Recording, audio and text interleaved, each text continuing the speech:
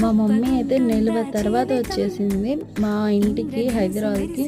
నెల తర్వాత వచ్చినా సరే మా పాప అయితే మర్చిపోకుండా మా మమ్మీ దగ్గరికి వెళ్ళింది. ఆ రోజంతా నా దగ్గరికి మా ఆయన దగ్గరికి అయితే రాలేదు. నిజంగా నేనైతే షాక్ అయిపోయినా, అరే ఇంత గుర్తుంచుకుంటారా పిల్లలు అనేసి నాకు నిజంగా ఆశ్చర్యం అయిపోయింది. ఇంకా మా మమ్మీ అయితే రూమ్లో ఎండ బాగుంది, ఎండకు తట్టుకోలేకపోతున్నాం అనేసి కూలర్ కొనిస్తా పదండి అనేసి అయితే అన్నది. ఇంకా 2-3 షాప్స్ తిరిగాక లాస్ట్ ఒక షాప్లో అయితే ఫిక్స్ అయిపోయాం.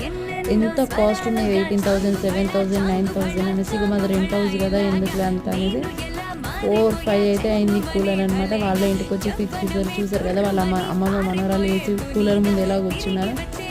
ఇంకా మా మమ్మీ అయితే ఈవినింగ్ వెళ్తుంటే మా పాప అయితే నా దగ్గరికి మా ఆయన దగ్గరికి రావట్లేదు, రాదంట మా దగ్గరికి. చూసారు కదా అమ్మమ్మ మనవరాల బాగుంది. నిజంగా ఎవరికైనా అమ్మమ్మ తాతయ్యల మీద ఉన్న ప్రేమ నాయనమ్మ తాతయ్యల మీద ఉండదు, నాకు కూడా అంతే. ఇంకా మా మమ్మీ నా కోసం ఏమేమి తెచ్చిందో నెక్స్ట్ వీడియోలో పెడతాను. Bye bye. నచ్చితే